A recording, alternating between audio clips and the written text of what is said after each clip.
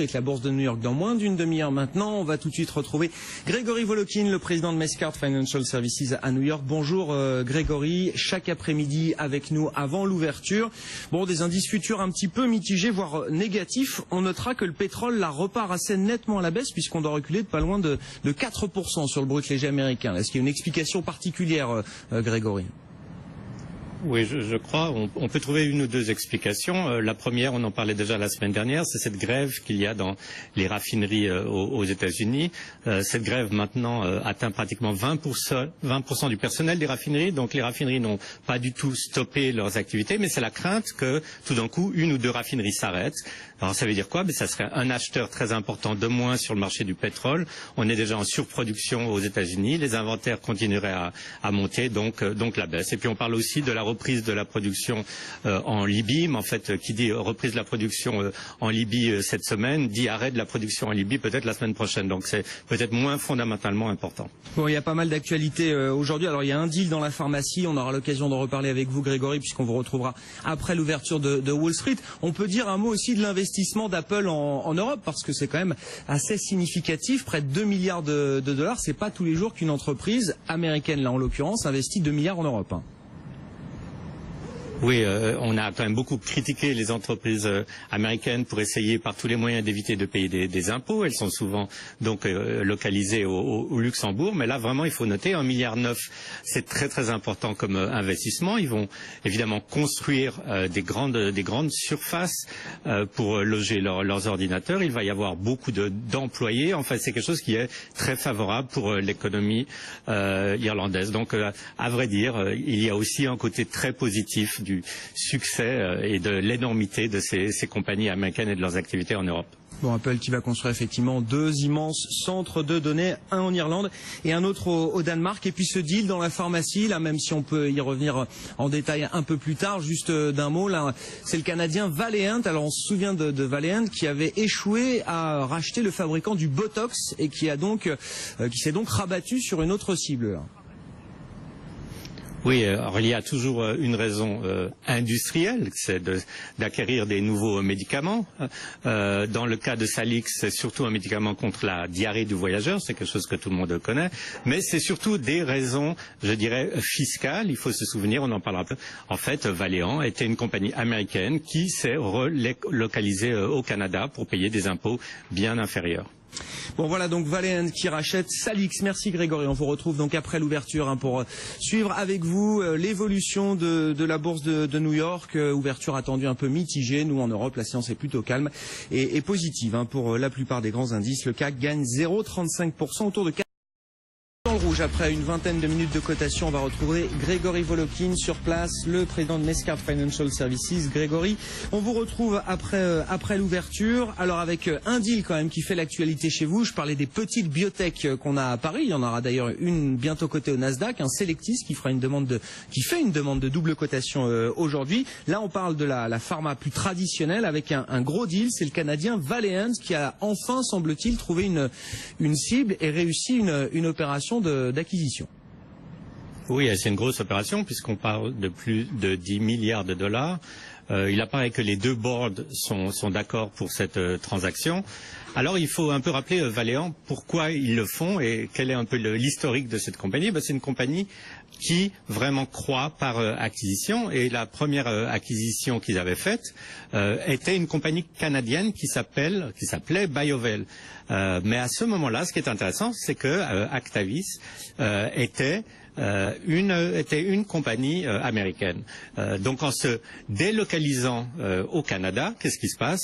Le taux d'imposition a beaucoup baissé pour eux et en gros, c'est pour ça qu'ils continuent maintenant à faire des opérations en acquérant des compagnies américaines. Dans le cas de Salix, par exemple, le taux d'imposition de Salix va passer de 13% en étant une compagnie américaine à 3,6% en étant une compagnie canadienne.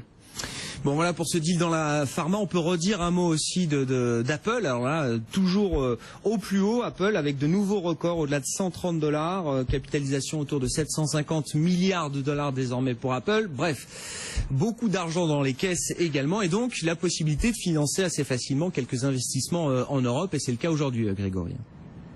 Oui, c'est un gros investissement en infrastructure qu'ils font. C'est dommage qu'ils ne le fassent pas aux États-Unis, mais enfin ils le font en Europe, ils le font en Irlande. C'est 1,9 milliard de dollars et ça montre à quel point ces compagnies américaines non seulement ont la puissance de feu pour pouvoir réaliser des investissements, mais ont aussi besoin de s'implanter en Europe, pas seulement alors là pour des raisons fiscales ou de défiscalisation, mais pour des pures raisons industrielles. Et là, dans le cas de Apple, c'est aussi des raisons de lutte contre la corruption des données. C'est une façon de sécuriser un peu les réseaux informatiques en étant sur place en Europe. Bon, et puis alors, on se souvient de Bill Gross, hein, qui est quand même toujours dans la partie. Alors, il a quitté donc le géant Pimco, on s'en souvient, avec fracas. C'était quoi, il y a presque un an peut-être maintenant. Il est allé dans une plus petite structure, Janus Capital. Il a recréé un fonds là-bas. Bon, et semble-t-il que la chute du pétrole lui a fait un petit peu de mal, Grégory. Oui, on a l'impression que Bill Gross, en tout cas sur le dernier trimestre, a fait quelques paris qui lui sont vraiment pas favorables. Il a parié, par exemple, sur la dette de compagnies russes dans l'énergie, comme Lukoil. Il a parlé sur la dette de compagnies brésiliennes, comme Petrobras. Ce sont des dettes qui ont beaucoup baissé. Il a parié aussi sur le fait qu'il n'y aurait pas d'attaque sur la solvabilité, justement, de la Russie et du Brésil, donc il a fait des crédits default swap où il a perdu de l'argent. Donc tout ça, résultat, sur 3 mois, son fonds a perdu 0,5%. Rien de dramatique, mais le fonds qu'il dirigeait avant à Pimco, sur la même période, a gagné 1,5%. Donc c'est pas un très bon arbitrage. Bon, allez, mauvais début d'année pour Bill Gross. Il a encore quelques mois pour essayer de se refaire et rattraper son retard. Et puis alors, dans le secteur bancaire, cette fois, on a eu quelques informations de la part de Goldman Sachs qui relève un petit peu là le montant des amendes que la banque pourrait devoir payer un jour. Oui, alors il y a deux choses. Il y a le montant qui est relevé. Il était à 2,5 milliards, maintenant il est à 3 milliards.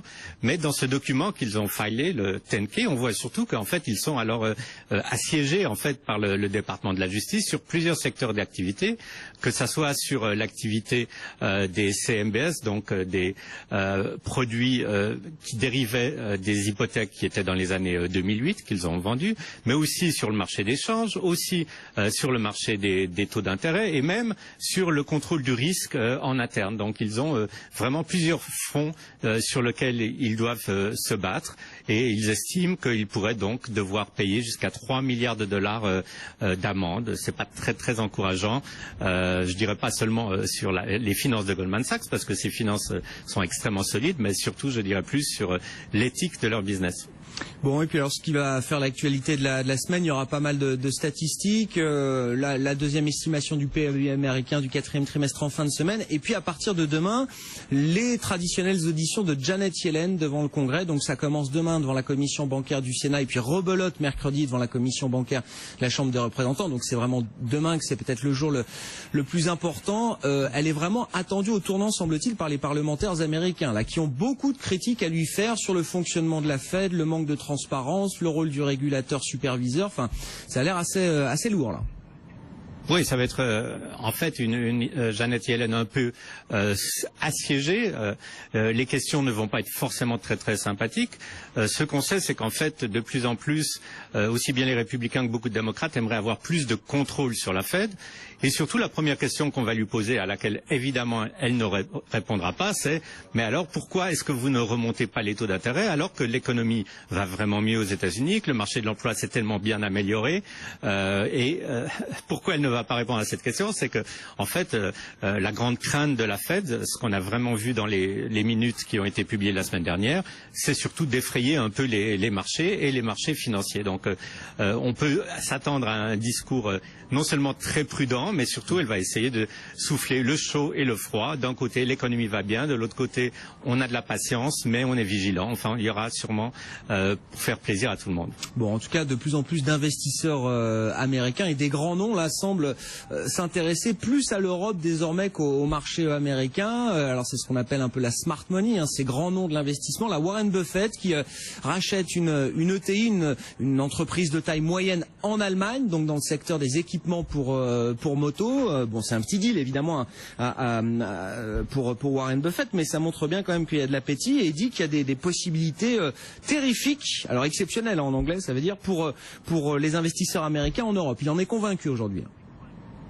Oui, et c'est pas le seul, mais il est un des premiers à vraiment mettre l'argent où ses paroles sont, parce que si on lit un peu la presse financière, je la lisais ce week-end, la plupart des investisseurs institutionnels américains commencent à dire il faut investir en Europe, il faut investir en Europe, il y a des signaux de reprise. Par contre, ce qu'ils disent aussi, c'est on n'a pas encore investi en Europe, ce qui est intéressant à constater après la hausse que vous avez eue sur les indices en Europe. Donc Warren Buffett, lui, il a investi, et puis il faut noter qu'en même temps, d'un côté, il a investi en Allemagne, mais de l'autre côté, il a totalement soldé une très grosse position qu'il avait dans Exxon, donc dans l'énergie. Alors voilà, c'est peut-être ce que fait Smart Money, comme vous dites en ce moment. On sait d'ailleurs s'il a gagné ou perdu sur cette position. Il a été perdant sur sa position Exxon ou